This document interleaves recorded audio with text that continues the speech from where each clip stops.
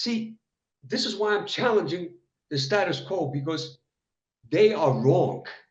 They said the maximum lifespan has to do with genetics. No, it doesn't. No, it doesn't. It doesn't have to do with genetics. Your motor units, you run out of motor units.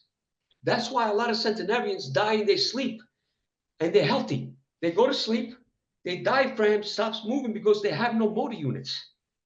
They just, they stop breathing. The art of aging mindfully. We train to master our own mind. Where do you live in the upstate region?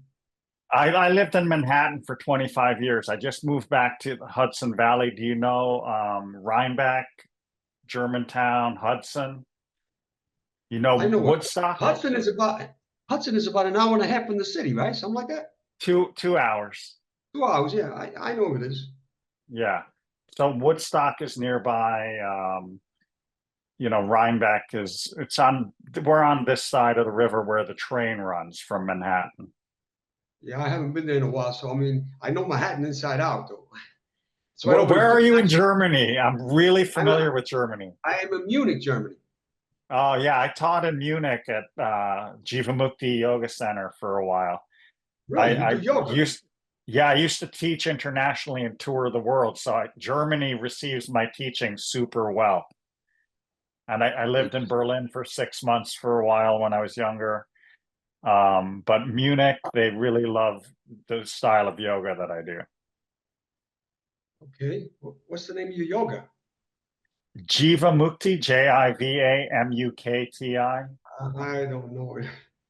I do some yoga. I do some yoga poses, but I do my own kind of stretching. I do like 40 minutes every night before I go to sleep.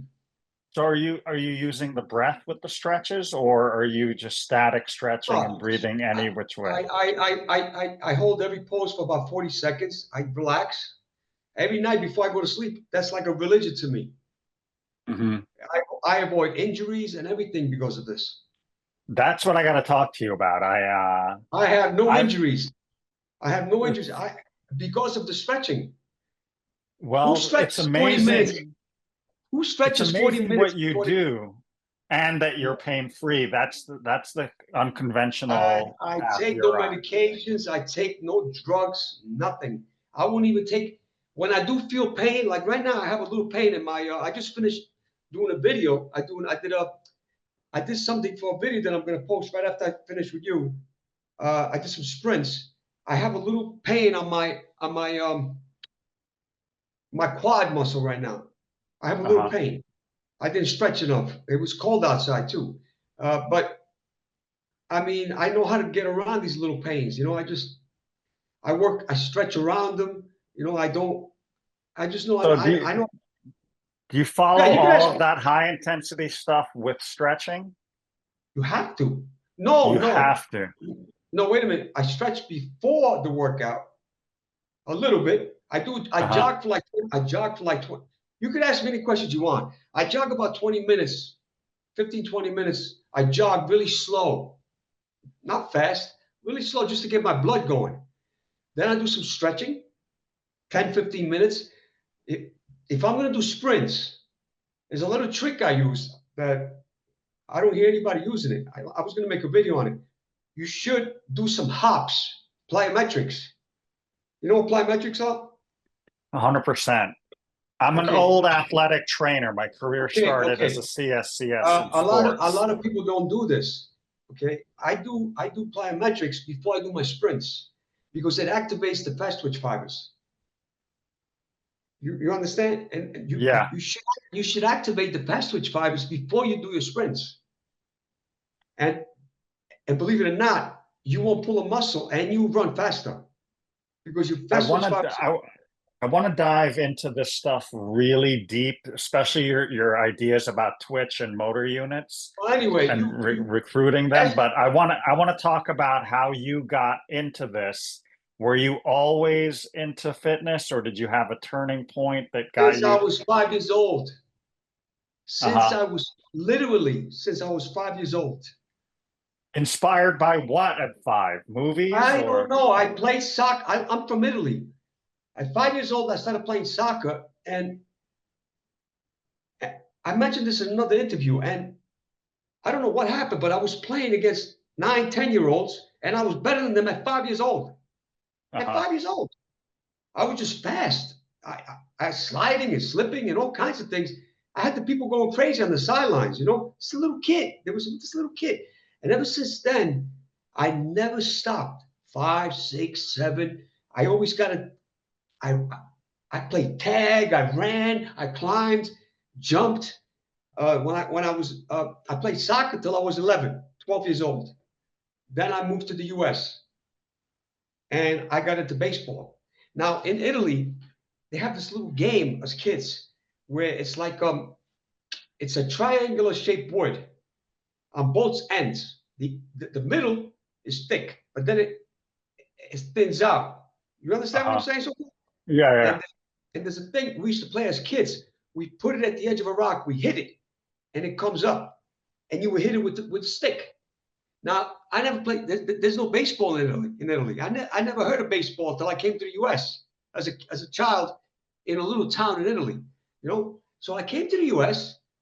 and I met a guy. I met a kid my age, and his father was a baseball coach, a baseball umpire, baseball coach for a team.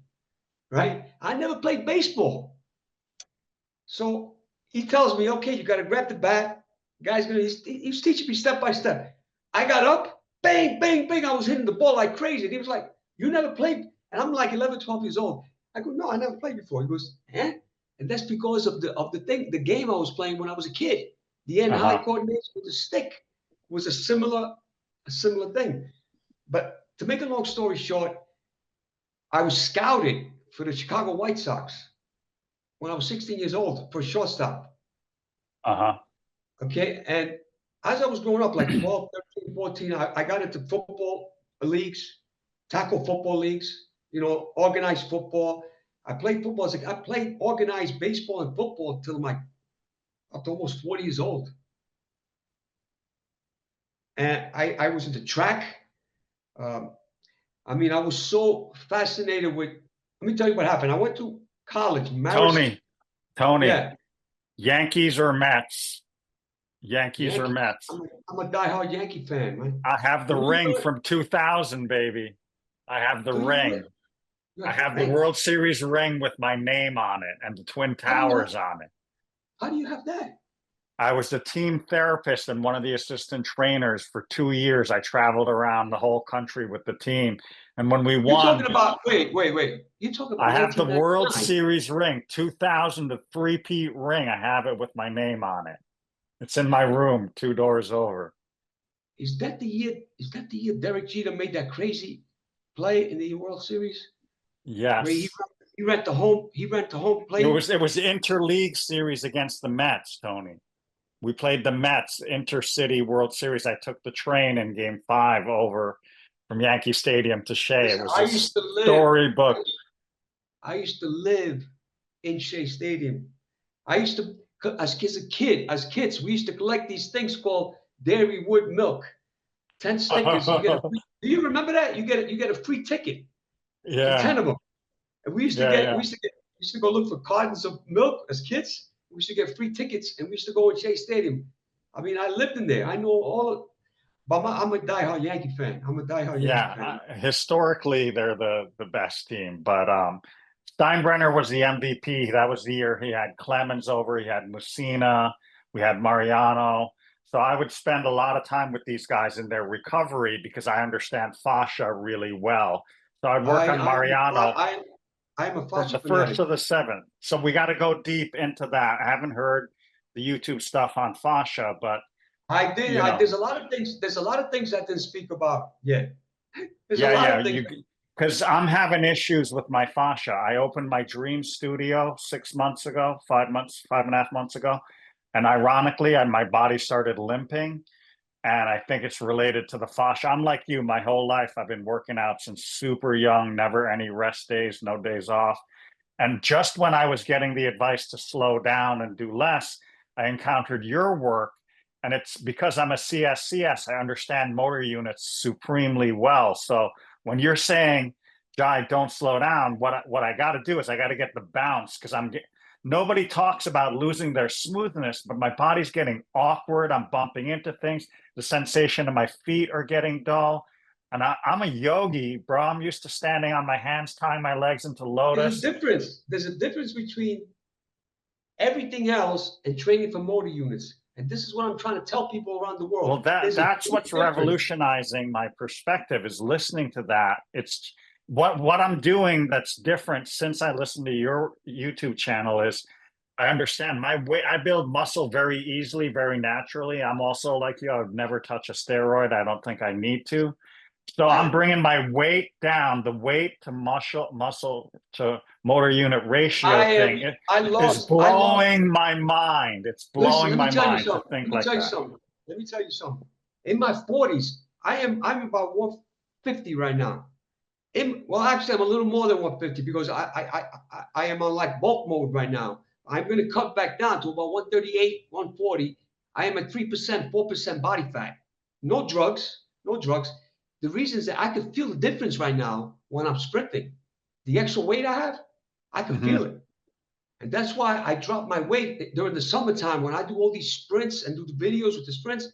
I make sure I have very little fat on me because I could skyrocket. I could jump, run faster. Tony, I've never seen you're moving like a 25-year-old kid at 60.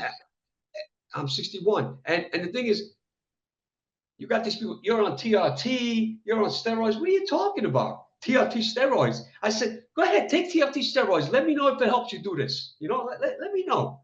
I tell people, I'm on steroids. Okay, then take steroids and move. Let me see you move. These people don't get it. I trained my entire life. I don't need to take any of that stuff. I don't even take ibuprofen. I'm in pain right now. And I won't even have you ever had an injury like what I'm dealing with? I never had an injury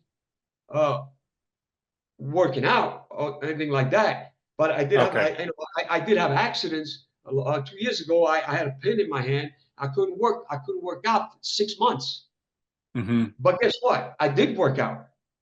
Even with pins in my hand, pins in a plate. I still worked out and I was ripped at about 3% body fat. Even with I worked out around it. I was doing curls with the weight on my wrist. I was working out around. I mean, like I said, I never hurt myself working out or running and like that. But I did have injuries where I was on my motorcycle and a guy hit me and I went flying. That's how I broke my hand. I broke it really bad, but now it's back to normal, you know? And I still worked out because people tell you when you got a cast with broken bone, you shouldn't move. No. They should read the studies. You're supposed to. When it's healing, you're supposed to move. Speaking of the studies, so that's where I'm really intrigued. A lot of guys can be in great shape or have super genetics, but your stuff backed by thorough science. And you're even challenging some things like by guys from MIT, like Sinclair. I'm challenging all of them. You're challenging everybody. I'm challenging all of them because they are preaching pseudoscience. All that stuff that they're saying about reversing aging and reprogramming a cell. Autophagy, calorie restriction is going to extend your lifespan. They misrepresent. Let me tell you what they do. When they say calorie restriction or rapamycin extended lifespan, they forget to say one word that throws up the entire world. Median lifespan, not maximal lifespan. In other words, rapamycin extended the health span, the median lifespan of the mouse by 40%. No supplement, no intervention ever extended the maximal lifespan of any creature unless the creature or the animal or the species was altered in some way. In other words, they alter a mouse, genetic mutation. He's no longer the same species when you alter the mutation. So of course he's going to live a little bit different than a regular mouse. You altered his mutation. You genetically altered him. So then you claim he lived, but a regular mouse lives about 4 years. No intervention in the existence of the world ever made the mouse a species of that mouse lived more than 4 years. So Mhm. when they preach that calorie restriction increased the lifespan of mice by 50%, no, it didn't. It didn't increase the maximal lifespan. It increased the median lifespan. And you need to tell the people that when you're speaking. This is what upsets me. So it's When you're cherry speaking, picking the data to make a point that's not it's not substantiated. even cherry picking. It's not even cherry picking. They're just twisting the words. They're twisting the Mhm. word. You're supposed to say it increased the median lifespan. And I can prove this with studies. There is nothing in So existence. how did you, like, did you make this? I can feel your passion. I can feel it's a lifelong passion. I can see that. Where did you I am start a, weaving in the sciences into, did you I always, take it I into your always, career? I always did. Since I went to college when I was 20 years old, I went to Marist College, Poughkeepsie, New York. That's 40 minutes from where I am right here. I know it. That's why I know where Hudson is. Yeah. I didn't complete my bachelor's. I stopped after 2 years, but I majored in psychology. And this is when I learned about motor units in psychology, introduction to psychology. This Mhm. is where I learned about motor units. I knew about So, fast switch fibers. You know, I read about fast switch fibers because I learned plyometrics before I went to college. From the Russians created plyometrics, so I read it and I started doing plyometrics in the mid 1984, 1983. I started doing plyometrics, but I had no idea. I didn't even know what motor units were until 1984 when I so entered Marist. explain it for our listeners, because I love your analogy of the wire and the light bulb and the connection. Explain what Yes. a motor unit is and why it's Okay. so important when we age. Okay. Let me put it this way. Let me start like this. You start losing motor units when you reach about 30 years old. Everyone, not just me or you, everyone. It's like a natural thing. You start losing motor units. Everyone starts losing motor units gradually. You don't feel it. You don't feel it. You just every year you're losing some motor units. By the time you reach 60, 65, 70, you lost 40% of your motor units. Even if you worked out. Let me ask you this. Who works out 3, 4 times a week where he does explosive work? He does sprints, plyometrics, power squats, deadlifts. I'm talking about everything has to be done. By the way, you need to train your entire body. I will get into that later. The mistake that elite athletes make. Okay, but let Mhm. me get into this. So by the time we're about 70, we lose about 40%. By 75, we lose 50%. By 90, 85, 90, 95, we lost 90%. That means we are working with 10% of our functional ability when we are 90 years old than when we And were you can 20. see it. You can see it in the way people move. They shuffle Okay. along. But when you're above 100, when you reach 100, it gets even lower into single digits. That's why the lifespan, the maximal lifespan is about 120 years because you see, this is why I'm challenging the status quo because they are wrong. They said the maximum lifespan has to do with genetics. No, it doesn't. No, it doesn't. It doesn't have to do with genetics. You run out of motor units. That's why a lot of centenarians die in their sleep and they're healthy. They go to sleep, their diaphragm stops moving because they have no motor units. They just boop, they stop breathing.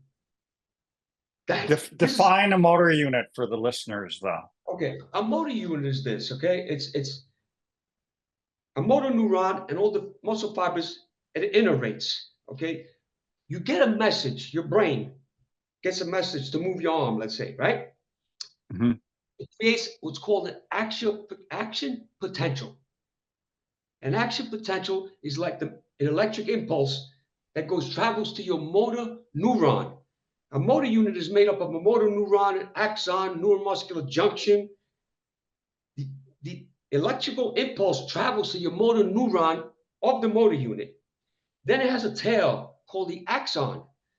The message travels through the axon and it reaches the synapse, it reaches the neuromuscular junction. It's a junction between the muscle fibers and the axon. Okay, that's the neuromuscular junction. Now there's something called this. This is where I learned this in college. The synaptic cleft. The synaptic cleft. It's between the neuromuscular junction and the muscle fibers. Okay. Now the message is stuck at the NMJ. It has to get to the other side to make the muscle contract. You follow me so far, right? Yes. So now it has to swim across. But you need acetylcholine, a chemical, neurotransmitter. It's created inside the neuromuscular junction. It takes the message to the other side. The acetylcholine, which when it reaches the other side, it attaches to its receptor, acetylcholine receptors on the sarcolemma. It's called a sarcolemma on top of the muscle fiber.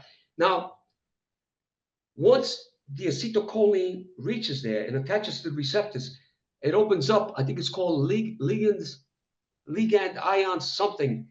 It opens up, and sodium enters the sarcolemma.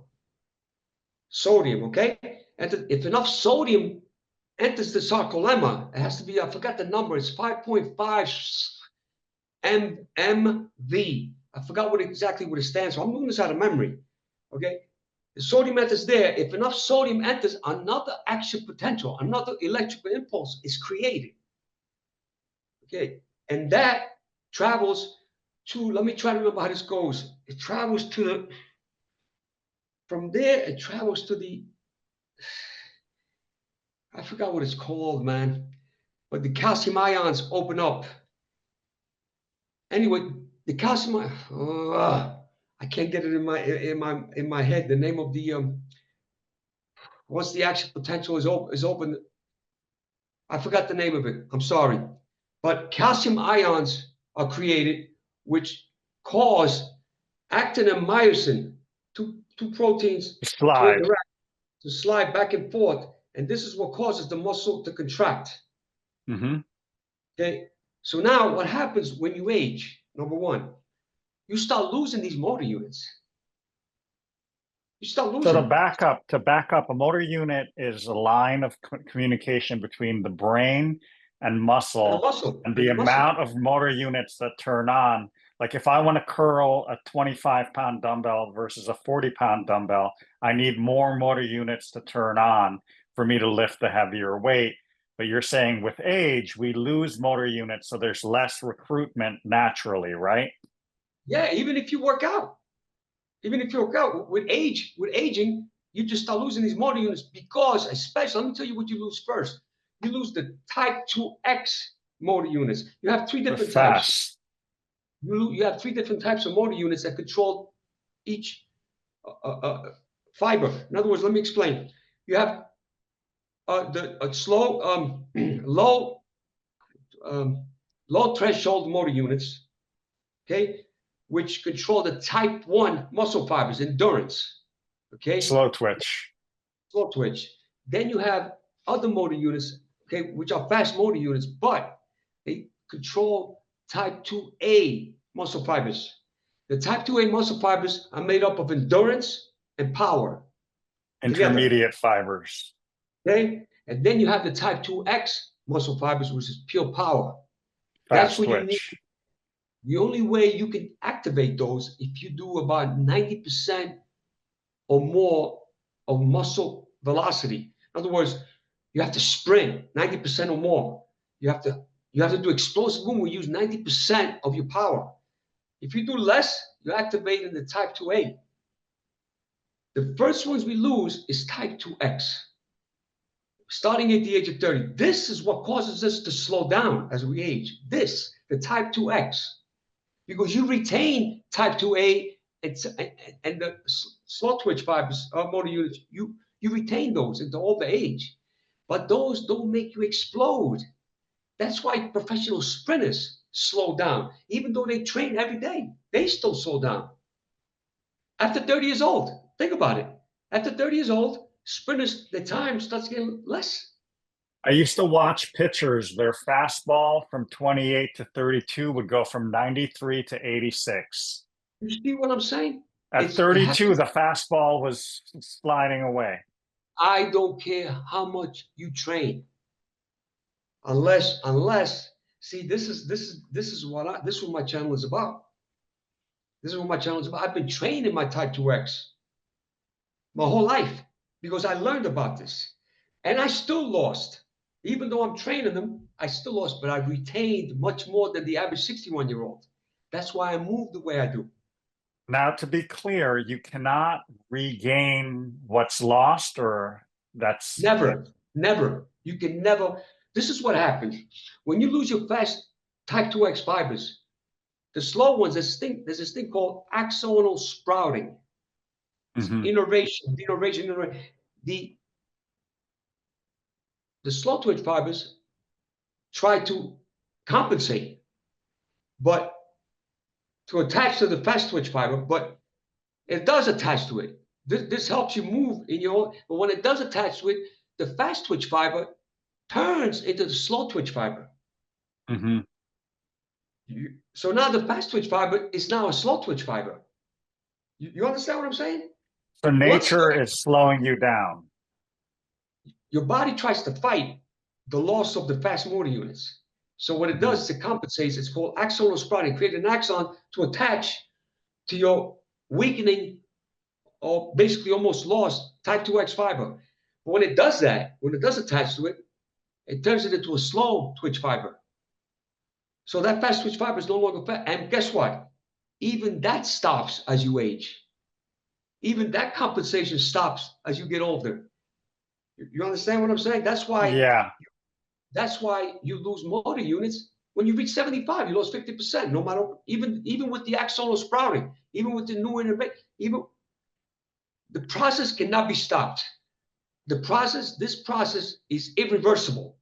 This is why I challenge all these experts with all these gene therapy, regenerative medicine, AI is going to reverse aging in the next 5 years. Bullshit. If you cannot, first of all, there's nothing that can bring back motor units once they're lost. It's like losing. See, this is another thing. People say, well, we have stem cell therapy, or we shoot stem cells in it. No. Motor units deal with this, with your neural. It's not cellular. It's not molecular. It's not a cell that divides and regenerates. Once a motor unit is lost, it's wiring. Right, but what I'm trying to say is this, is people don't understand this because they argue with me. Once a motor unit is lost, in other words, your cells die, your skin cell dies every day, but it regenerates. Right? You get a cut, it heals. Yeah. Cells regenerate. Not a motor unit. Once a motor unit dies, that's it. It's over. It's gone.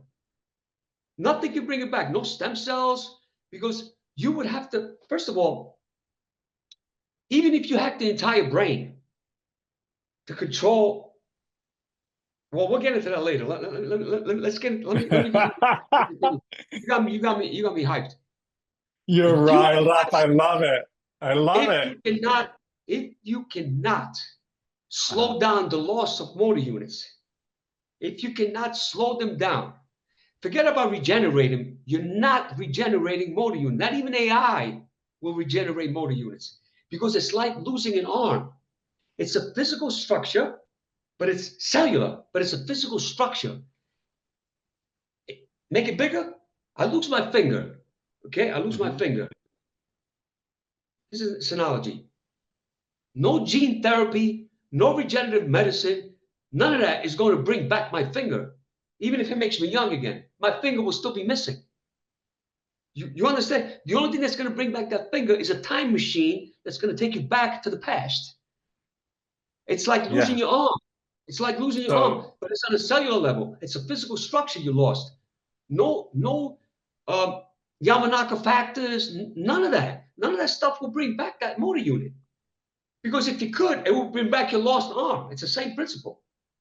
If you you're training muscles, not muscles. You're using movements to really train your nervous system, is what you're training. The preservation of your nerve. From head to toe. See, this super is holistic. Yes, because your fast motor units are in your whole body. See, this is the problem. Then they do these studies on athletes. Oh, elite athlete. We did study on elite athletes, and they died. They only lived a couple of years longer than the average person. Sure, you did. But these elite athletes, who were they? Who were they? They were long distance runners. They didn't have fast twitch fibers. Baseball players, football players. They did studies on all these guys, Olympic weightlifters. Guess what? They were all asymmetrical. What do I mean by asymmetrical? They trained for their particular sport. They train an asymmetrical movement for their particular sport. Follow me. A baseball player trains to swing a bat, to catch a ball, to throw a ball. What is that? That doesn't mean you're going to live a 1,000 years because you do that. They are losing. Let's say a sprinter, okay? A sprinter. He sprints. He maintains power, all the muscle fibers in his legs, fast twitch fibers. He's 7 years old and he maintained most of his fast twitch fibers. What about the upper body? What about your arms, your fingers, your neck, everything? What happened to those fast twitch fibers? Bye-bye, they're gone. That causes an asymmetrical balance in your body. And this weakness here, it messes up your circulation, your blood circulation, because your blood circulation is connected to the fast twitch fibers also. It creates what's called a muscle pump. When you lose fast twitch fibers, your muscle circulation, your circulation slows down. And that creates, I mean, I could go on and on. I am posting a video right after I finish with you on VO2 max. They said VO2 max is the best indicator for lifespan, the best biomarker. No, it's not. No, it's not. VO2 max depends on motor units. And I'm going to prove this. I'm going to show this with science, not my opinion. Motor units is the cause. VO2 max is the symptom. Because of the diaphragm? No, not because of the diaphragm. No, when your fast motor units disappear, everything slows down. It's called a muscle pump. The blood cannot travel as fast. It slows down. Cardiac output is what causes your VO2 max to go higher. If you have a good cardiac output, it does come from the heart. It does. But what causes a good cardiac output? The muscles and the pump. The pump causes the venous circulation. It causes the blood to travel. When that pump slows down, when that muscle slows down, muscle pump slows down, the blood slows down from circulating, which affects cardiac output, which affects VO2 max.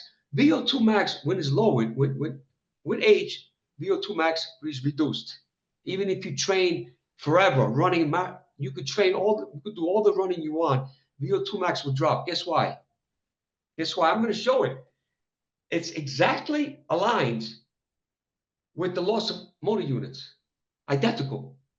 The graph is identical.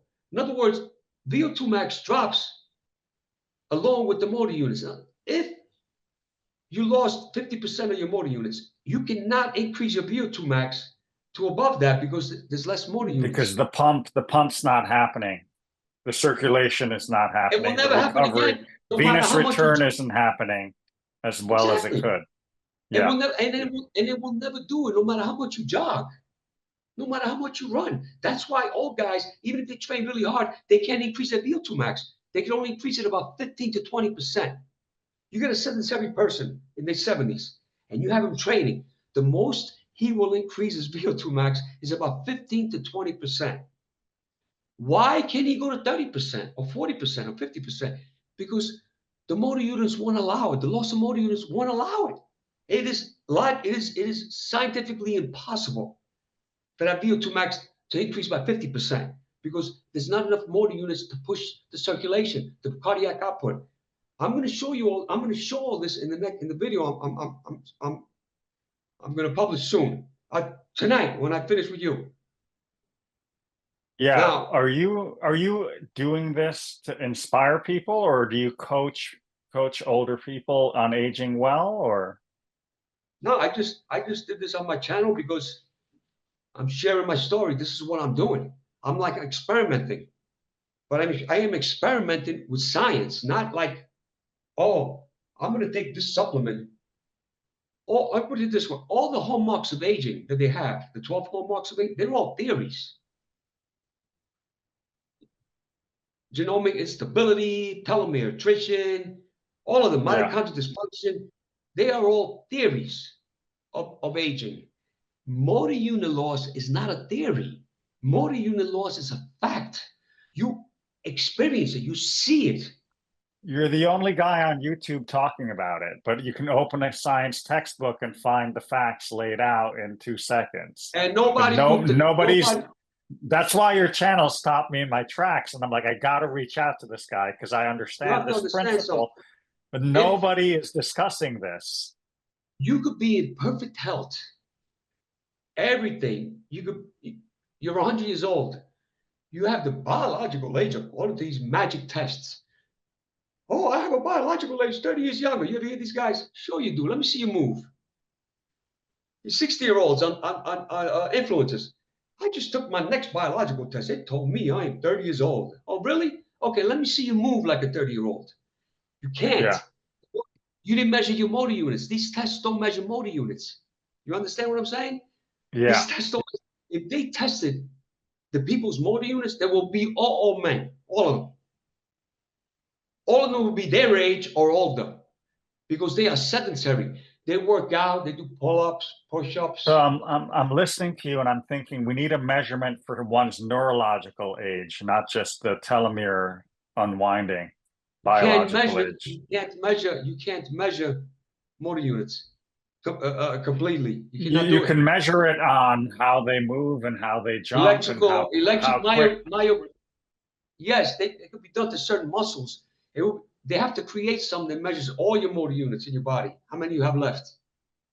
Because if you are 70 years old and you did not train those motor units from your 20s, you do not do explosive training, it doesn't matter how good your heart is, how good everything is when you're 70 years old.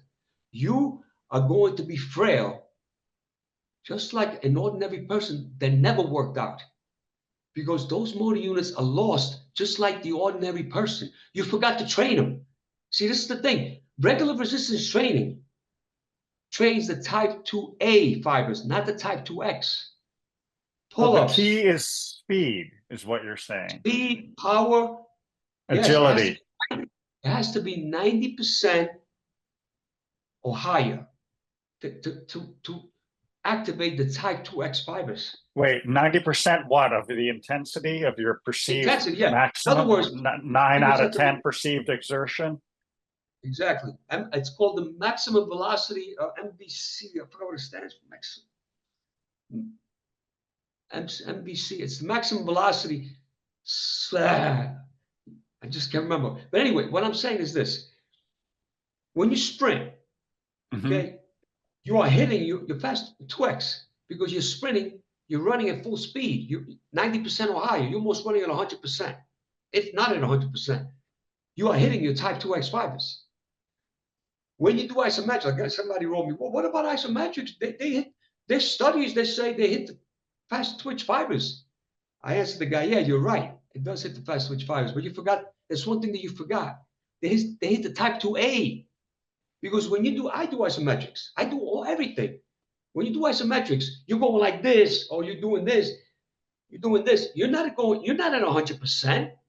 You can't go to 100%. You're hitting the type 2A. Type 2A. Isometrics hit the type 2A. As a matter of fact, they have studies where it shows isometrics don't help for 2X. They help with 2A.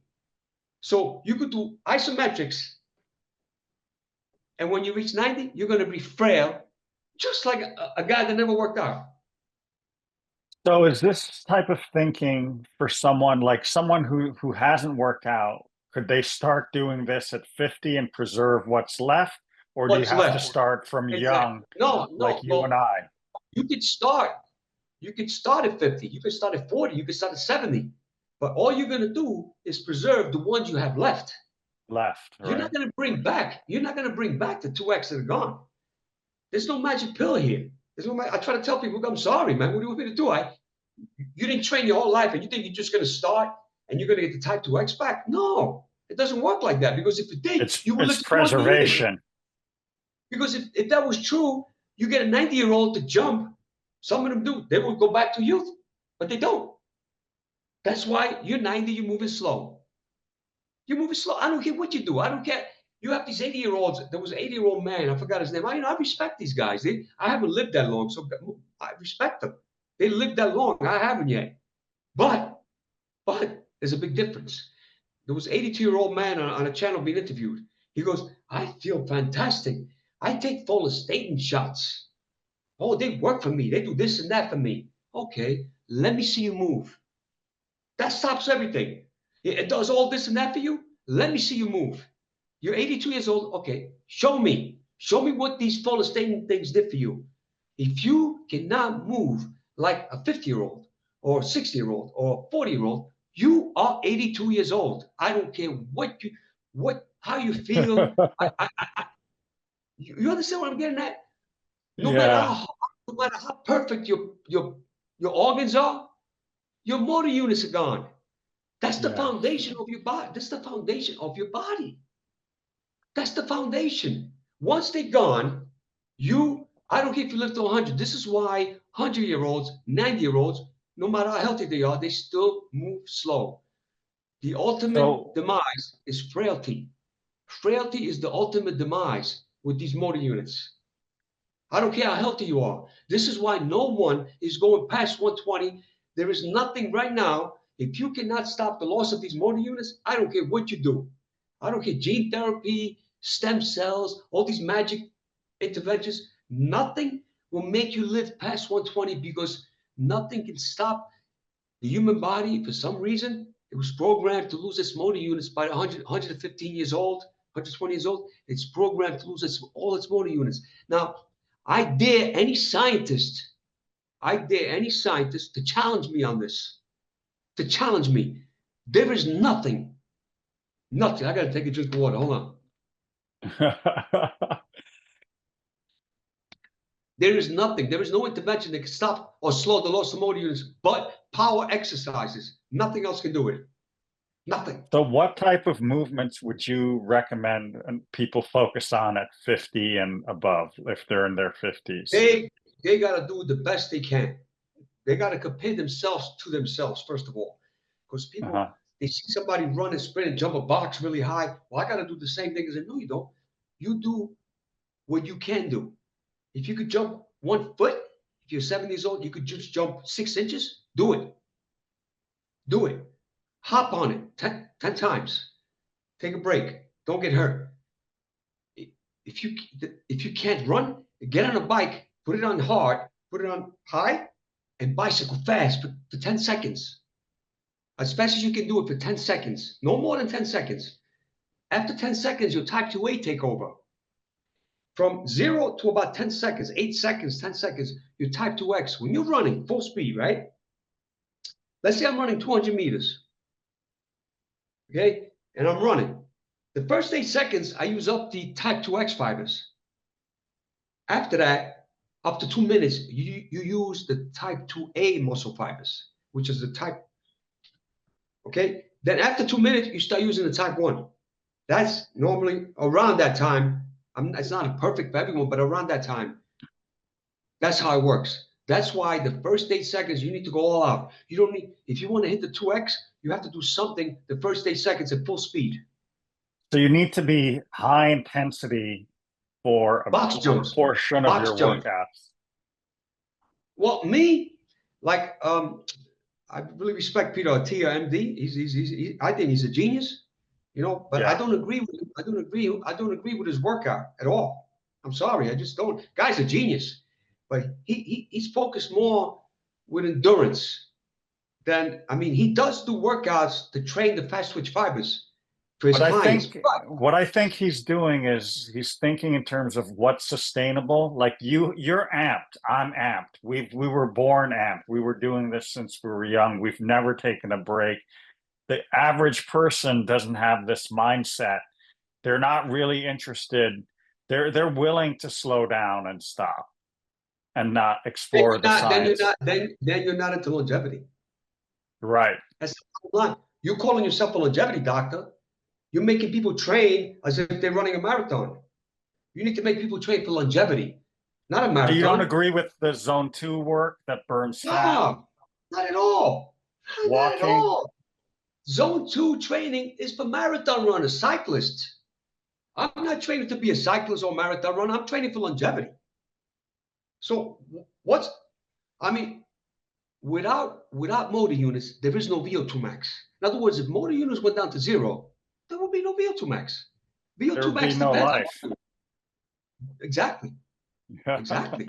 So the less motor units you have, the lower your VO2 max. It's not the other way around. The VO2 max doesn't dictate what motor units you lose or not. VO2 max is nothing. VO2 max is a symptom of the loss of motor units.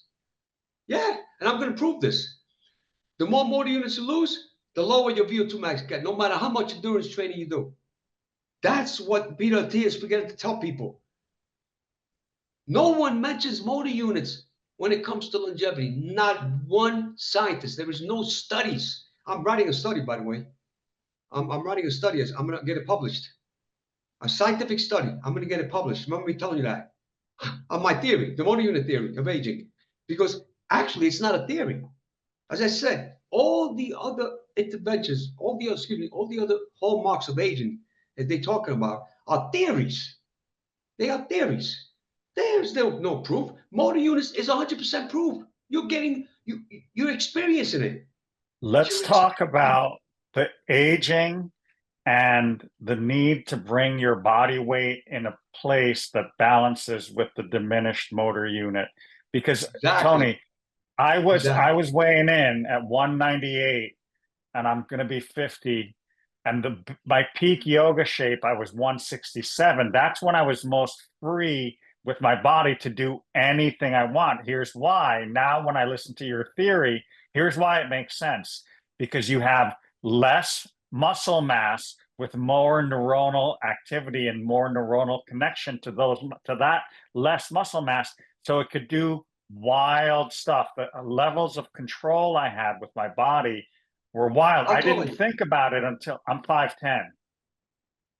190 something is kind of heavy for 50 years old. Yeah, and I just realized it, and I started trimming and trimming and trimming and trimming my portions and bringing it down. But it is heavy. Let me explain. That's why the awkwardness came to my body. When you lose motor units, your entire body gets weaker. Bones, ligaments, tendons, blood circulation slows. Everything is diminished. You have to meet it halfway. You drop your weight, and now the motor unit, now your body can compensate for the less weight. This is why I can jump. If I go up to 170 right now, okay, and I will feel the pain because my motor units are not. I could do that when I was 23 years old at 170 or 180. I could do all this, no problem. But if I stay at 180 now, forget it. Because I lost motor units. My body's weaker. So I have to meet it halfway. You understand what I'm saying? I do now. I do after watching your channel. It makes sense. Like I was stumbling around. I'm not used to being awkward. Like I had smooth movement my whole life. In my late 40s, my body got awkward because I was getting heavier and losing motor units. Every single person, what you just described, everyone goes through that. I didn't. And this is the first signs of aging. Like I didn't notice I was aging till my mid-40s. Your motor units creeped up. As I said, when you're 30 years old, you don't feel anything. No one. 31, 32, 33, 34, gradually, slowly. In your 40s, you start feeling, I mentioned this in my channel, in your 40s, you start feeling pains, a little awkwardness. In your 50s, you really can't move. It starts hitting you a little bit more. Your movement slowed down. You don't know what the heck happened. You gained weight. You're feeling pains, and the pains last for a long time. In your 60s, it gets even worse. In your 60s, it really hits you. Now the motor unit loss is coming alive. You're feeling it in your 60s. When you're 70, you're working with only 60%, about 60% at 70 of your functional ability. Think about this for a second now. From your 20 years old to 70 years old, you're working with, when you're 75, there's this thing called the off the cliff when you're 75. And people couldn't figure out why is it that even healthy people, as soon as they reach 75, they fall off the cliffs. All kinds of things happen. And they were healthy all along. Okay, maybe I'm wrong, but I'm hypothesizing at 75, you lost 50% of your motor units. Your entire body depends on function, movement, including the organs, everything, function, everything, right? everything. Your Everything motor starts units, slowing down. your motor units are connected to all your organs indirectly. Diabetes, everything. Your muscle, the health of your muscle, the fast motor unit especially, suck in sugar. You won't get diabetes. Okay? I mean, unless it's genetic, you're born with it. But the normal person, when their muscles get weaker, they get diabetic. A lot of people, when they reach their 50s, why do you think that, why don't these people have this disease when they're 20? Why is it that all these diseases appear later at the same time motor units are being lost? Why is that? And this is another one of my theories. This is another one of my theories. I believe, and I don't believe, I'm gonna show with evidence that your motor units is what causes the hallmarks of aging. Loss of motor units is what opens up the door, the floodgate, for the hallmarks of age to attack your body after 30 years old. Because before you're 30 years old, your motor units protect you. This is my theory. I could be wrong, but I'm going to prove it with science. You don't have to believe me. I don't want nobody to believe me. I believe that many of the hallmarks exist from the day you were born. The hallmarks of aging, a lot of them exist from the day you were born. But why is it, if the hallmarks exist from the day you were born, why is it that your body gets stronger, healthier, you run faster, you could drink the next day, you're awake, you're running around, nothing, as if nothing happened. You could eat a bad diet and you could still run around and play sports the next day. You get sick the next day, 2 days later, how come the hallmarks are not attacking your body before you're 30 years old? How come? They're there. They're there. The hallmarks of aging are there from day one in your womb. Genomic instability is present before you're even born. Okay, which is considered the number one hallmark of aging.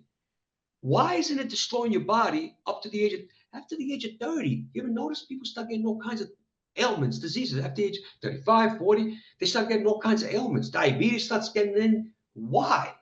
Why after the age of 30? Why not before that? Why are you not getting sick before you're 30 years old? How come nobody ever asked this? The hallmarks are there, but yet people are not getting sick until after 30. At the same time, at the same time, the motor units start to gradually decrease. People start gradually diseases start appearing. It is my belief, again, I'm going to show with science, that the motor units protect you at war from the hallmarks of aging. Once the motor unit starts being lost, the wall breaks down and the hallmarks attack your body. This is my motor unit theory of aging. It sounds like aging to you is neurological pruning. I believe your brain, once your brain goes, or once your neurological system Everything's weakens, gonna go. everything weakens because it controls your whole body. Your brain controls your whole body. Think about it for a second. What controls your whole body? Your brain. Mm-hmm. Your brain is the master. And how does it connect to your body? Besides the neurons, how does it connect to all your muscles? The only way it connects, your body's made up 40% of muscle. Think about it for a second. They say the skin is the largest organ in your body. No, it's not. Your muscles are the largest organ in your body. They make up 40% of your body. Now think about it. After the age of 30, that 40% starts weakening. Your muscles protect you from so many things, man. It keeps your bones healthy. It keeps sugar. It sucks up sugar. The more quality muscle you have, what I mean by quality, the more 2x fibers you have, the more it sucks in sugar. I have no problems with sugar. My insulin, I just took a test. My Do insulin you eat any sugar or no? Any sugar, white sugar, treats? white No, sugar, but never, like, do you never, have you never ever have a in cookie or ice cream? once in a blue moon, man. Once in a blue moon. One very little. I What about avoid alcohol? no, never drank, never smoked, never did any drugs, never. I haven't eaten sugar since I was about 18. I have not eaten white sugar since I was about 18. Like I said, I might eat a little ice cream here and there, a cookie here and there, a Snicker bar. After like, there are times where in the summer where I lose about 4,000 or 5,000 calories from the training I do. A Snicker bar won't do anything to me. It's like it goes right through, nothing. People listen to that are going to think it's nuts for a guy who's 60 to train 4 hours. Well, I train 2 hours every day, 7 days a Okay. week. I train 2 hours every day, 7 days a week. In the summertime, when I'm getting cut up mode, I train longer than 2 hours, probably 4 hours. And I lose about 5,000 calories in one day. And I don't take in 5,000 calories. I stick to 2,500 calories. I eat a candy bar here and there. Like when I feel a little, I eat a candy bar, a half a candy bar, I take a bite out of it. But I eat a very high protein diet. I eat 50% of my calories from protein. When I'm on cut up mode, I eat 50% protein, 40% carbs, 10% fat. And I just, the little, right now I have a little bulk on me, but the felt, when I'm walking down the street in the summertime with my tank top on, the looks I get, I got veins coming out of everywhere, striations, and the looks I get is like, they approach me, girls, old men, beautiful girl. I'm not kidding. They're like, hey, yeah, how old are you? First question they ask me, wie alt bist du? In German. How old are you? I start laughing. I said, I'm 18. Joking. I said, I'm 18 years Yeah. old. They're like, man, what the hell are you doing? I get a lot of looks, Yeah. but they respect it. They respect it. They're in, and I'm not bragging to you, they are in awe. When I tell them my age, and then they're like, they are in awe. Like, how? I said, well, a lot of work, a lot of training. So to tie this piece together with the weight, as you age, you want to bring your body weight in balance with the motor units that are remaining. If you're To a heavier, point, you're going to get awkward, right? but wait, of course, but this is to a point. In other words, if you're reaching 90 years old, you don't want to keep losing weight where you understand. Get That's only to a frail. point. Yeah, it's only to a point. For someone that like me at 50, it's important. 198 is Well, ridiculous, right? this is I have a formula. I created a formula that I created with AI to determine the motor units you lose, the amount you lose your entire life, starting from 30 years old. Okay, and then I applied that formula to that theory, the weight, the motor unit theory. I Mm-hmm. apply it, and I predict how much you should lose depending on your height, weight. I'm writing a book on this, by the way. I'm writing a book Great. on it. I'm going to write, because what that video you've seen is just a little bit. I didn't explain the formula. It made perfect sense, and it shifted my perspective because I'm in a place where this is getting mysterious to me. Like my fascia is getting bungled. The awkwardness is really depressing. It's very weird. It's like I almost can't even type well. You know what Like that is, right? it's You recruitment know what that issues. is. You know what that is. That's the type 2X fibers. I'm It losing only, 2x. yeah, because you're not training them. The only way you can keep your 2X fibers, well, even if you train right, you won't keep all of them. But the only way you can slow down their loss is by doing explosive work, upper body So and lower so body. List the activities that would support the 2X fibers, the maintenance of the 2X fibers. Obviously, what I'm learning from this conversation and your channel Wait, I'm not finished. is that yoga is not enough. I'm not finished. Uh-huh. Just because you slow down the type 2X fibers, it's not enough. In other words, you can go to the gym and do heavy squats, 3 rep max weight that you can do, 3 reps, 2 reps. You could do heavy deadlifts because these activate your fast twitch fibers, or power cleans. That's one of my favorite power cleans. You know what power cleans are? 100%. Yeah. Power cleans is one of the best for fast twitch fibers for your entire body. Power cleans activates all the fast twitch fibers in every muscle in your body. So do deadlifts. So do deadlifts. Squats too. They activate all the muscle fibers. People think squats are just for legs. No, it's for your entire body. But deadlifts and power cleans are the best for activating your entire body. Type 2X. Then you have sprints. One of my favorite sprints. I sprint backwards too as fast as I can, because you have like I said, you want to attack fast twitch fibers from all angles.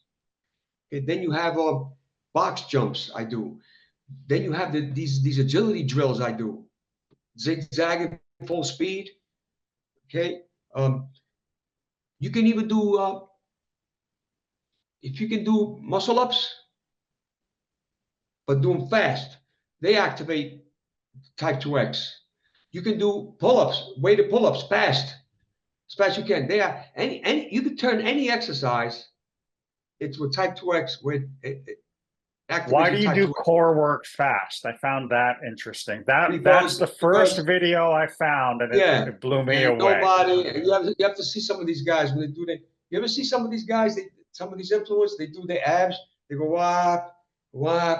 You ever see them? I've been doing fast. I've been training my abs fast my entire life for that reason. Your core. Did you see the video I did on the psoas muscle? No, I saw the diaphragm one. No, but I made a video last year on the psoas. You know what the psoas is, right? Oh yeah, I know. That's very important. The psoas muscle also has fast type 2X fibers. But who trains them in the psoas? Who? No one. Who trains the fast type 2X fibers in the diaphragm? Those things, those little gadgets they have where you blow in there, they don't train that. These guys. I'm getting so many comments. There's yoga exercises. Have you heard of skull shining breath? Yes, but they don't activate the type 2X fibers.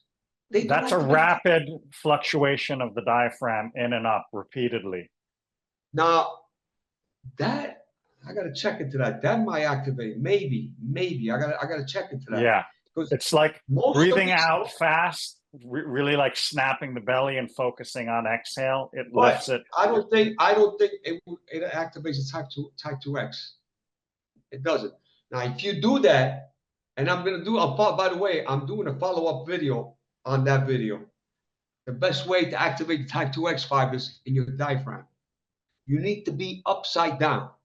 And I have made videos where why do you need to be upside down? Because it isolates the diaphragm. It isolates it. I've done a video where I have 10 kilos, thing like this, and I'm slanted like this, and you see me go real fast. I have a short video if you want to check it out later. And I've done this my whole life because it isolates the diaphragm. It isolates when you're upside down, it isolates it more. And the thing is, when you're breathing, you said, see the breathing you just said? Then you do the breathing at the same time. Mm-hmm. You understand what I'm saying? You're upside down or slanted, like on a good slant, and you're using some kind of weight, by the way. You have to build yourself up to use the weight. And you come up. So snap the diaphragm with the movement. With you breathe with the movement. Mm-hmm. And you will actually feel it in the diaphragm. You will actually feel the inside, because the diaphragm is inside. You will actually feel it. Snap. I do all my all my ab work, it's not just the diaphragm that helps your lungs breathe. It's the intercostals that are connected to your between the ribs, Yeah. your oblique, everything. But mostly it's the diaphragm and the intercostal muscles here. That's why I always train, you know, I always do these. The point I'm making is this, you know, a lot of guys argue me, no, but these things do that. Okay. I show them studies. I show them studies that they only activate type 2A and slow twitch fibers, those gadgets. I show it. I have proof. Nobody has put this together, two and two together. A company wrote me. They want to talk to me if I want to work with them, you know. And he told me to write him on WhatsApp, and then he didn't answer me. You know, I'm sorry. That made me, because that made me like a little. Right. They don't. Nobody. Listen. I am not bragging here. I am not bragging. I can prove it. I can prove that nobody in the history of the world ever mentioned type 2X fibers in the diaphragm. So my Training. question is this, it's sounding like from your perspective, this is universal, like certain aspects of our health can be personalized. Maybe our nutrition can be personalized, but Yeah, this but is a not that. universal, No. not Everything I this. train, your motor units are universal. They are uniformly and universally the same in everyone. They are uniformly in the sense that everyone starts losing fast motor units when they reach the age of 30 or so. Everyone. I don't care what you do. I don't care. Remember, you are comparing yourself to yourself. You're Mm-hmm. not comparing yourself to someone else. When you're 30, 32 years old, you're not as fast. I don't care if you're the best. I don't care if you're Usain Bolt. You are not the same. You are not as fast as you were when you were 23 or 25. You're not. And there's a reason for that. You're comparing yourself to yourself. You are slower. Why? Why are you slower? You're just as healthy. You lift the same amount of weight. You do the same sit-ups, same amount of, you do So everything the same. give me 5 motions, 5 exercises, 5 ways of exercising that older people should be, people that are engaging with the second half of life should focus on. So I got sprinting, I got fast, explosive exercises like the hang clean, the power Some clean, kind of jumps, some deadlifts, kind of jumps, some kind of jumping, jumps. plyometrics. Right. But there's one for the upper body that even 90-year-olds can do. There's one for the upper body, and I'm going to show it in my next video. Interval sprints. I'm going to show it in part 3 of my you know the video I made on intrafusal fibers, gamma motor neurons. Did you see that one? Gamma motor, yeah. I made part 1 where I'm playing football. I'm running a football. Yeah. Did you see that one? Yeah. Then I made And part the 2 kid, where yeah. then I did part 2 where I'm falling and catching myself the last second. Yeah. Okay. Now I'm making a part 3. This is why I want to go back to what I was saying. Just because you maintain your fast twitch fibers, it doesn't mean anything. It doesn't mean anything. If you do not train your gamma motor neurons, which is proprioception, you, first of all, you lose that before you lose the type 2X fibers. Explain what gamma motor neurons are. Okay, gamma motor neurons and alpha motor neurons, they're two different things. Alpha motor neurons are the ones we're speaking about that are attached to your muscle fibers. Those are called alpha motor neurons. Gamma motor neurons are found in your muscle spindles, which are inside your muscles. They help you when you're like jumping. They help show where you're at in the air. Proprioceptive. They're proprioceptive. Yeah. They map the territory. Yeah, so like you have like martial artists with their eyes closed, they can do movements with their eyes closed. That's proprioception. Can you stand on one leg with your eyes closed? Most people can't. Most people can't stand one leg. They can stand on one leg, but when they close their eyes, they stumble. Try it. Try it and you see. Now, smoothness. You ever see, I mentioned it in my video, you see these boxers, they come up in their prime, they're 16, 17, 18. I used to box, by the way. They're in the early 20s. They come in like Gervonta Davis, or even you know who Gervonta Davis is, right? Or even Floyd Mayweather. You ever see Floyd Mayweather in his prime? How good he was? Yeah. You couldn't When hit he him. got older, he depended more on technique because he could not move as fast. The smoothness was gone. The bobbing and weaving was not the same. You could see it. You could actually watch the videos and you could see it. He kept his fast twitch fibers. He kept them because he could still hit as hard. But the movement, that bobbing and weaving, the smoothness is gone. You lose that before you lose the type 2X fibers. Therefore, even if you keep the type 2X, it's not enough. Everything works together. To really move youthful, if you're 60, 70, 80, this is what I'm training for. I don't know if I'm going to do it. I have no idea. But one decade at a time, God willing, I live that long. My objective is to try to move like someone half my age. And it will get harder, exponentially harder as I age, because your body gets weaker as you age. So if I'm 80, I want to move like a 40-year-old. It's not going to be easy. It's not going to be easy. You've never seen an 80-year-old in the history of the world that ever moved like a 40-year-old, have you? There's never been one. That's what I want to do. That's what I'm training for. To move youthfully, you cannot just have the type 2X fibers. You have to have the gamma motor neurons, which help your smoothness, your agility. You know what I mean? You understand what I'm saying? Yeah, but we're also losing those with age as well, right? Of course, you're Yeah. losing that. You lose that before. You lose that in your 20s. That's the first thing you lose in yoga practice is balance. You lose it in your 20s. Before you lose the power, you lose that. And another thing that people they don't know about this. People don't know about this. This is why last year I created my own exercise method called plyoception exercises. I do plyometrics and proprioception at the same time. Listen, I jump on a box, but while I jump on a box, I don't jump on a box. I jump on a rail that's this thin. 3 feet up, I jump on the rail in balance. That's the proprioception. That's the gamma motor neurons working. But the jumping up work the fast twitch alpha motor neurons. You understand me? So I work both at the same time. I work both at the same time. Anything you balance with, you're working your gamma motor neurons. Okay, like I did another exercise where I'm I don't know. You didn't watch the video with the plyoception exercises? No, I didn't see that one. Yeah, you got to check it out. I did a burpee where I do a burpee, but when I come up, I do a 360 and land and do another burpee.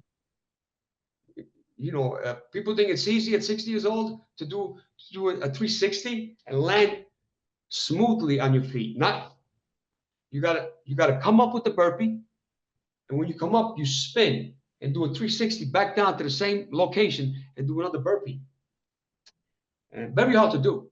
It's not impossible, but it's hard to do. And that's working the alpha motor neurons, which is the regular motor neurons, and the other ones are called beta motor neurons.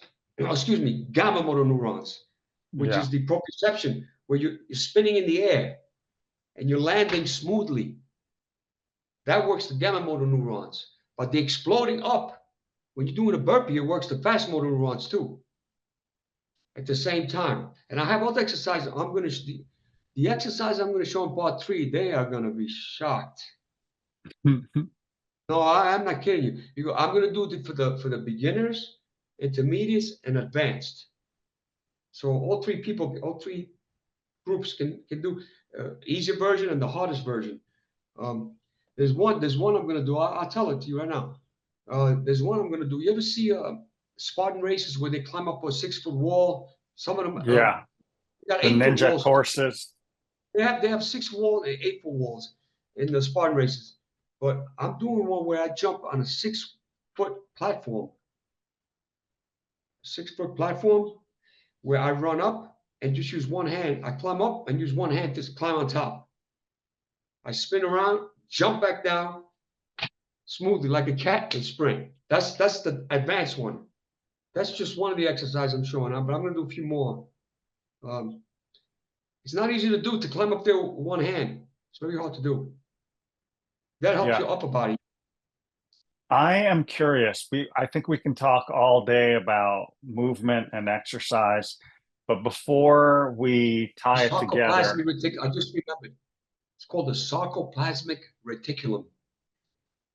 Earlier, when I was talking about the juncture in the motor unit.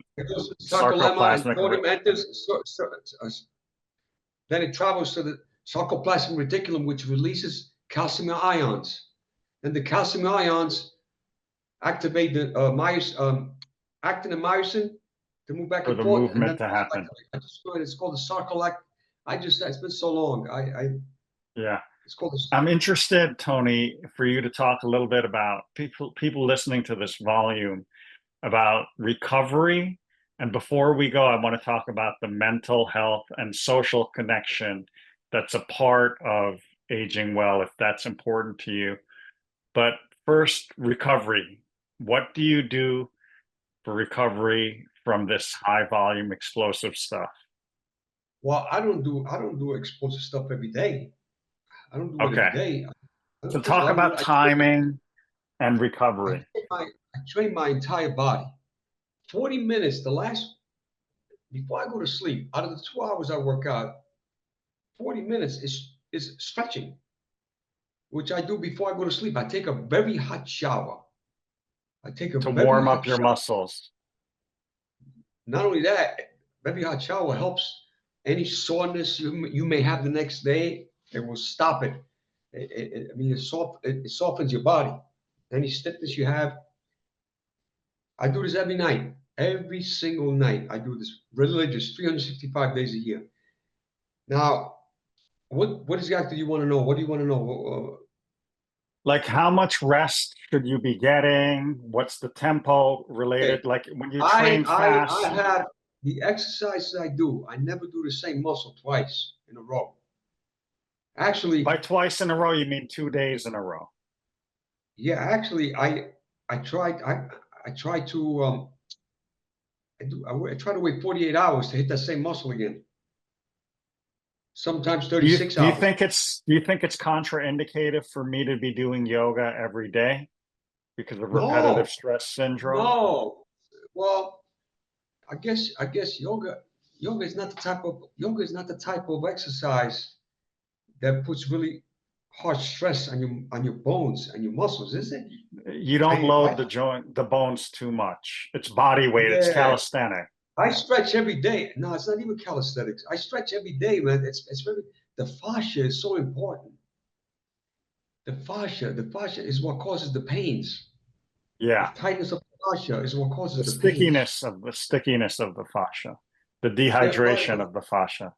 Let me continue with the recuperation at night. What I do before I stretch, I self-massage from the foot, about 5-10 minutes, which is included in my 40 minutes.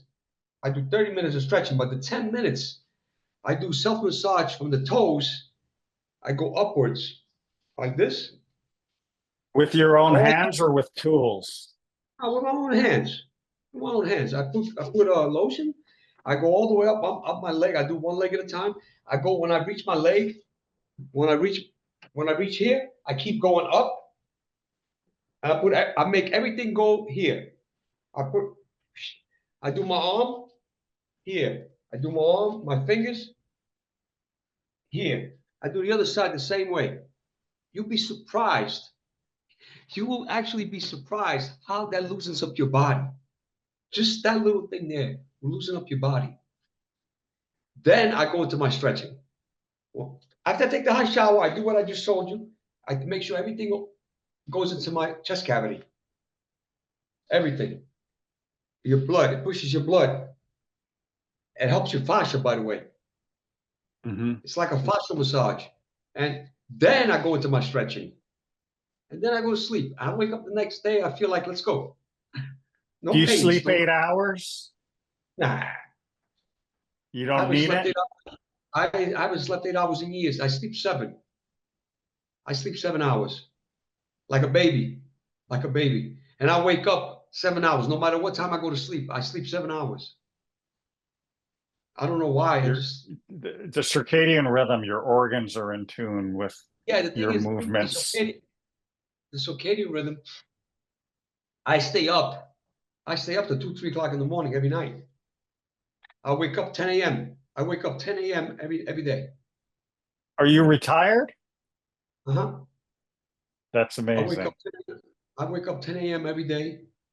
I just go on about my life. Now you want to talk about what? Social connections? The importance of it and the aspect of I mental wrote health.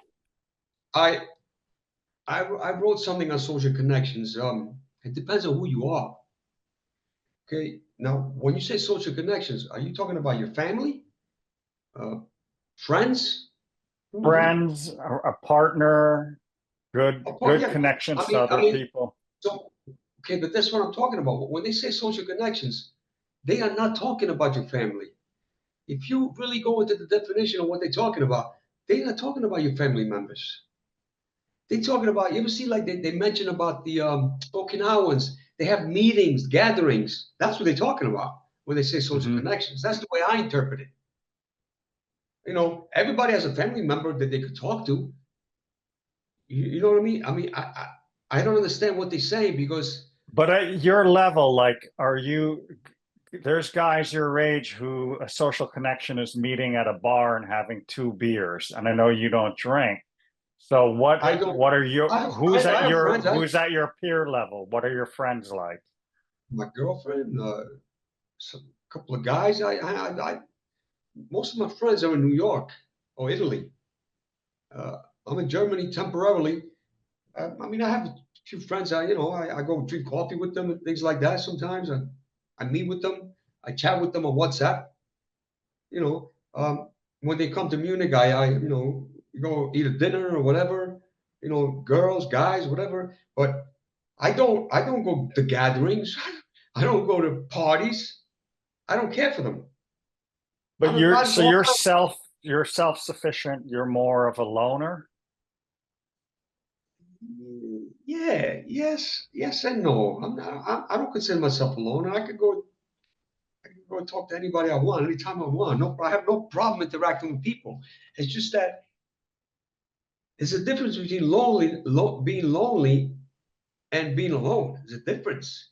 Now, I don't see how social connections is connected to longevity. I don't see how. If a person can be alone and be happy, whatever he's into, his studying, his goals, whatever, and he has a few friends that he talks to here and there, how is that going to make me die younger? How is that going to make me die younger? If I'm happy, if I'm satisfied, I just don't understand. Why do I need to go to parties to interact with social gatherings? Why do I need to do that? I don't agree with that. I don't. It depends on the person. Some people can't do it. Some people need to be around other people. Mm-hmm. It depends on your mindset. That's another thing that we could talk about mindset. You need to have a mindset to do what I want to do, or to want to live 100 years. You need to have a mindset. You can't just say, oh, I'm going to live to 100 years. You need to have that mindset. Everything has to revolve around that. So this is Tony's massive personal experiment. Don't get me wrong. I am a professional magician by trade. Uh-huh. I'm a magician. I do close-up shows. I do close-up magic. I can interact with everyone anytime I want. I get paid to do magic shows. Mm-hmm. I even have a few videos on YouTube, me doing magic shows. Not on this channel, on another channel. So yeah, me having fun. I could go out with a deck of cards and I could have everybody going crazy. And I could show it to you in videos on YouTube. So it's not that. It's not. I don't see how social connections. You could have all the social connections you want and still die at 80 years old. Well, people get lonely and depressed, and life becomes very tragic the longer you live. You True. lose more people. Sometimes a parent loses a child. I agree. I Sometimes agree. I see I my don't know. aunt and uncle, my parents going back to temple to connect more to the religious impulse now that their kids are grown up. There you go. You don't have. Why does it have to be people? You could have connections with God. I mean, your higher power. You know, what if somebody's connected to his goals? I just, I don't know. I don't know how. I just don't know how the connection. I don't. It depends on the person. You tell them. See, this is what I don't agree with all this stuff about longevity. You need to have social connections. They tell you you must do this. Social connections. You got to eat right. You got to sleep right. Yeah, okay, that's all news. Sleeping right, eating right, and exercise. That's all news. But they keep repeating it. That's all news. Now they added social connections later on. They noticed that the Okinawans they lived a long life. So just because they did that, that was the reason they're saying this is the reason why they're living longer because they included social connections. Those they, I mean, it's a correlation. It's not Tony, absolute. what's it like to be 61 and have an awesome YouTube channel with 80,000 followers? It's nothing yet. I want to get 1 million followers. You're gonna have a million soon with what you're doing. Nobody Well, moves like you. well, And we'll nobody's see. actually, the people who If can do I, it don't talk about it scientifically like you. if I can do this at 70, if I could do it, then they're gonna Do you have to think you'll be able to retain this level of movement at 70? absolutely Why is 100%. that? Even with your motor units cut in half? Uh, my motor is not cut in half. That's the difference. Because You understand? you've never fallen off the wagon. My intention is to have by 75, people lose 50%. About what if I keep it at 30%? Hmm. That's that's what my goal is to keep it at 30%. Now what happens? How will I move at that time if my motor units are at 30% instead of 50%? That's what I'm experimenting on. We'll see. We'll We'll see, see. yeah. Let me tell you the hardest thing. There's another thing that people don't talk about is injuries. Injuries. It's harder to avoid injury than the exercise itself when you get older. That's another thing that people don't understand how difficult this is when I'm doing. But someone watching you wouldn't want to take the risk to jump up a 6 foot wall. Like the stuff that you're doing, they They won't just the do it. sight of it, the sight of it terrifies their bone structure. And they try to tell me, some of the comments try to tell me, you're not supposed to do this at your age. You're not supposed to do fast That's the movements. first thing people will say when they see it. Okay, I'm not supposed to do it. Why am I still alive? If I'm with no pain, and you are, you're in pain. You're in pain. You're sitting there. You can't do this, and you're in pain. And you're going to tell me, a person that's not in pain, not to do it. I'm not in pain because I do that. Yeah.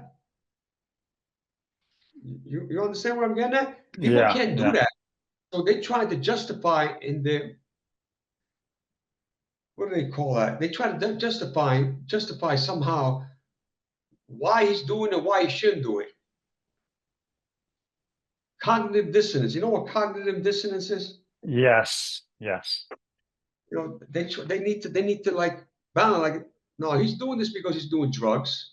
That's the only way he can have that kind of energy and jump like that or run like that because he's doing TRT or steroids or magic. I don't know, whatever.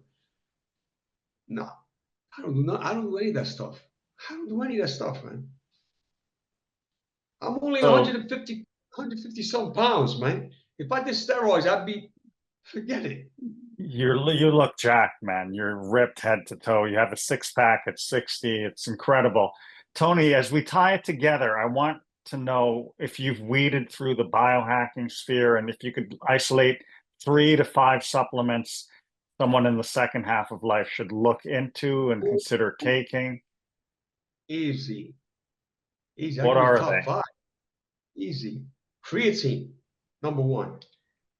L-citrulline, beta-alanine. You follow me? Yeah, Omega-3 fatty acids.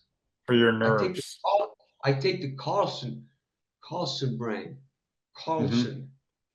And the other one that I would recommend, I would say, oh, I got to pick one.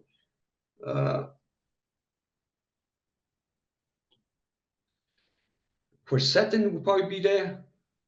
Quercetin. That's found in onions, right? It's It's fine and onions, but not enough. Not enough. not enough.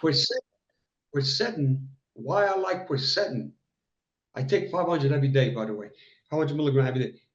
Quercetin helps the firing rates. The firing rates is the speed of your message going to your muscle to contract. From the brain. That slows down with age. So all these scientists claiming about, one scientist said, "Oh, we are creating motor neurons in a petri dish." Okay. You put the motor neuron in the person. You get an 80-year-old. You put new motor neurons in all his body. You have one big problem. You need to connect. To the brain. You can't. No Right. computer in existence will be able to do that ever. It's so many variations because it has the axons. Some of the axons I mentioned are 3 feet long from your spine to your toe. You can't make axons. It's not going to happen, number 1. Number 2, you need to connect the firing rates that are sent, the signal that's sent to that specific motor neuron, and then it's connected to specific muscle fibers. So the firing rate slows down as we age. That's what they're not paying attention to. So you could put brand new motor units in somebody, they won't work because the firing rates, you would have to hack the entire brain. For you to do that, you have to hack the entire brain to send the firing rates. Rate coding, it's called, at a speed where it makes your muscle move fast or slow. Also, there's no, you're not going to do that. And quercetin helps with the firing rates. So that's So what why do I the like. others do? I know what creatine does. Tell me what the other supplements do. Well, L-citrulline. Creatine builds muscle and holds intracellular water and But helps your metabolism. creatine also helps with fast twitch fibers. There's studies on it. It also helps with the fast twitch fibers. I did a video on this, by the way. The omega-3s also helps with neuromuscular health. The connection, it helps it. There's evidence of this. Beta-alanine, oh, that's probably my top one. What does that do? Beta-alanine increases carnosine in your body. Carnosine is found in all your muscles. If you take carnosine itself, it's not good. It doesn't have good bioavailability. So beta-alanine is the rate limiting factor in increasing carnosine. In other words, the less beta-alanine in your body, the less carnosine is created. The more beta-alanine you have, the more carnosine is created. Beta-alanine also, well, carnosine. Let's stick with carnosine. But I'm taking beta-alanine because it increases carnosine more than carnosine itself. Carnosine protects your neuromuscular junction. It protects a certain part. It's called the extracellular matrix. It's found in the neuromuscular junction. You can Google this. And how does it protect it? You know what advanced glycation end products are? Yeah. People eat sugar. People eat sugar all their life. It's Like I'll sticky give you an waste example. product. Mr. Brian Johnson, he ate a sugary diet his whole life at 40 up to 43 years old. And then from 43 to 46, he's eating healthy. He calls himself the healthiest man in the world. Okay. You have a problem, sir. Measure your extracellular matrix in your NMJs. The NMJs is the neuromuscular junction, which is found in every motor unit. Glycation. Once the NMJ the ages destroy your extracellular matrix, and it is irreversible. Once your extracellular matrix is damaged, especially for a long period from a high sugary diet, it's over. It's over. And you can't reverse that. Now, what happens is when your extracellular matrix is damaged in your neuromuscular junction, which neuromuscular junction is a strong connection to motor units. Once that's damaged, your entire motor units dies off. And I mean no disrespect to Mr. Brian Johnson.